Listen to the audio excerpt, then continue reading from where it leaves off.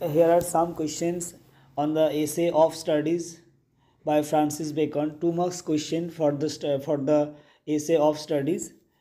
What does study serve? Study আমাদেরকে কি serve করে? Study serves us delight, ornament and ability. Study আমাদেরকে delight দেয়, ornament দেয় এবং ability দেয়.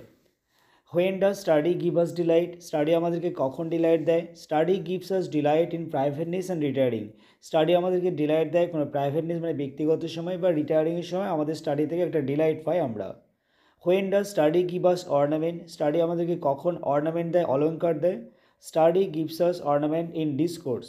অর্থাৎ কোনো ডিসকোর্সের সময়, কোনো কনভারসেশনের সময় স্টাডি আমাদেরকে অর্নামেন্ট দেয়. When does study give us ability? Study আমাদেরকে কখন এবিলিটি দেয়? Study gives us ability in judgment and disposition of business. Study আমাদেরকে এবিলিটি দেয় বিভিন্ন জাজমেন্টের ক্ষেত্রে বা বিভিন্ন কাজের সময়. How does expert man use study? কীভাবে এক্সপার্ট ম্যানরা স্টাডিকে ইউজ করে? Expert man can execute and জাজ. এক্সপার্ট ম্যানরা স্টাডির দ্বারা এক্সিকিউট করতে পারে কোনো কাজকে বা জাজ করতে পারে, বিচার করতে পারে. How does learning man use study? লার্নিং ম্যানরা কীভাবে স্টাডিকে ইউজ করে? Learning man can use study for general council and marshaling of affairs. অর্থাৎ লার্নিং ম্যানরা স্টাডিকে ইউজ করে বিভিন্ন জেনারেল কাউন্সিল মানে সাধারণ বিষয়ে বা বিভিন্ন ঘটনা বিন্যাসের ক্ষেত্রে, মার্শালিং অফ অ্যাফেয়ার্সের ক্ষেত্রে স্টাডিকে ইউজ করে. What are the effects of spending too much time in study? কী হয় অতিরিক্ত টাইম যদি আমরা স্টাডিতে দিই তাহলে কোন কোন এফেক্টগুলো হয়?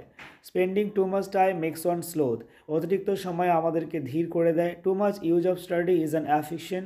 অতিরিক্ত পড়াশোনা করা টাইম ইউজ করাটা যদি আমরা টু মাচ ইউজ করি স্টাডিকে সেটা একটা অ্যাফিকশন হয়. And too much judgement makes one humour of a scholar. আর যদি আমরা স্টাডির দ্বারা সব কিছু জাজমেন্ট করতে যাই সেটা একটা হাস্যরসে পরিণত হয়, হিউমার অফ এ স্কলারে পরিণত হয়. How are natural abilities compare to? Natural এবিলিটিসগুলো কার সঙ্গে কম্পেয়ার করা হয়েছে? Natural abilities are compare to natural plants that needs pruning. অর্থাৎ ন্যাচারাল এবিলিটিগুলোকে ন্যাচারাল প্ল্যান্টসের সঙ্গে কম্পেয়ার করা হয়েছে যেগুলোর প্রুনিং দরকার পড়ে. How do crafty man, simple man and wise man consider study? Crafty man, simple man এবং ওয়াইজ ম্যানরা স্টাডিকে কীভাবে দেখে? ক্রাফটিম্যান কন্ডেম স্টাডি, ক্রাফটিম্যান স্টাডিকে কন্ডেম করে. Simple man admire study, simple man স্টাডিকে প্রশংসা করে. And wise man use study, জ্ঞানীরা স্টাডিকে ইউজ করে. According to what should we not study for?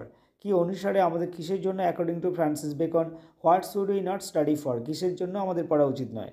According to Francis Bacon we should not study to contradict and confute, to find, talk and discourse. অর্থাৎ বেকনের মত অনুসারে আমাদের পড়া উচিত নয় কোনো কন্ট্রাডিক্ট করার জন্য বা কোনো কনফিউট, তর্ক বিতর্ক করার জন্য, বিরোধিতা করার জন্য বা যে কোনো জায়গায় কোনো কথা খুঁজে বেড়ানোর জন্য, ফাইন টক বা কোনো ডিসকোর্স, কোনো আলাপ আলোচনায় জোর করে ঢোকার জন্য আমাদের স্টাডি করা উচিত নয়.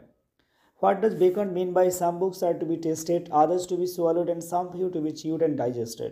এটা দ্বারা বেকন কী বলেছে? যে কিছু বই আমাদেরকে টেস্ট করতে হয়, কিছু বই আমাদেরকে সোয়ালো করতে হয়, অর্থাৎ গিলে গিলে খেতে হয়, কিছু বই আমাদের চিবিয়ে খেয়ে হজম করতে হয়. Some books are to be read only in parts, তার মানে বলতে চাইছে কিছু বই আমাদেরকে পার্ট করে করে পড়া দরকার. And some books are to read but not কিউরিয়াসলি, কিছু বই আমাদেরকে পড়া উচিত কিন্তু খুব একটা কিউরিয়াসলি নয়. আর there are some books which you read with all attention, আর কিছু বই থাকে আমাদের খুব অ্যাটেনশন দিয়ে পড়তে হয়. Which books are call distil book, কোন বুকগুলোকে আমাদের ডিস্টিল বুক বলা হয়েছে? মিনার সর্টস অফ বুকস, যে বইগুলো আমাদের খুব কম ইম্পর্টেন্ট হয়, মিনার সর্টস অফ বুকস, সেগুলো এখানে ডিস্টিল বুক বলা হয়েছে, ডিস্টিল ওয়াটারের মতো, like distil water. What to reading conference and writing make a man? Reading conference এবং রাইটিং একটা মানুষকে কী করে? Reading makes a full man, conference a ready man and writing an exact man. Reading একটা মানুষকে ফুল ম্যানে পরিণত করে, এনরিচ করে. কনফারেন্স একটা মানুষকে কনফারেন্স মানে কথাবার্তা বললে এটা একটা কনফারেন্স করাটা একটা রেডি ম্যানে পরিণত করে. আর রাইটিং একটা মানুষকে এক্সাক্ট ম্যানে পরিণত করে. Writing makes a man exact man, writing একটা মানুষকে এক্সাক্ট ম্যানে পরিণত করে. How are reading of different subject affect a man? How are reading of different subject, বিভিন্ন সাবজেক্ট যে আমরা রিড করি সেটা একটা মানুষকে কীভাবে এফেক্ট করতে পারে? রিডিং একটা মানুষকে কীভাবে এফেক্ট করে? Reading makes a full man and conference a ready man. How are reading of different subject affect a man? History makes a man wise, poets become sweety, natural philosophy makes one deep, moral makes one grave, mathematics makes one subtle, natural philosophy makes one deep, logic and rhetoric make one contented. অর্থাৎ এই সাবজেক্টগুলো এক একটা subject মানুষকে এক এক রকম effect করে. Histories make a man wise, that means history একটা মানুষকে জ্ঞানী করে. পোয়েটস উইটি করে, ন্যাচারাল ফিলোসফি মানুষকে ডিপ করে, মরাল গ্রেভ করে, ম্যাথমেটিক্স ধীর সাবল করে, ন্যাচারাল ফিলোসফি ডিপ এবং ডিপ করে, logic and rhetoric makes one contented অর্থাৎ মানুষকে পরিতৃপ্ত স্যাটিসফাইড করে। What are the exercise mention here for the remedy of different type of disease.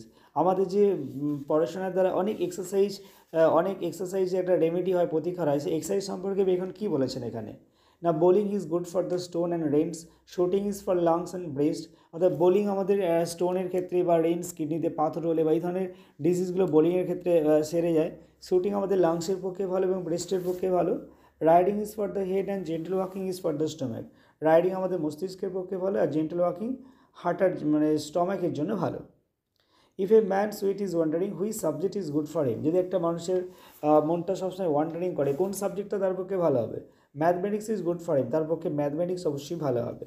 Who should study the schoolman, কাদের উচিত স্কুলম্যানদের বই পড়া? The persons who can distinguish are makes differences they should study the schoolman because they are cymini sectors.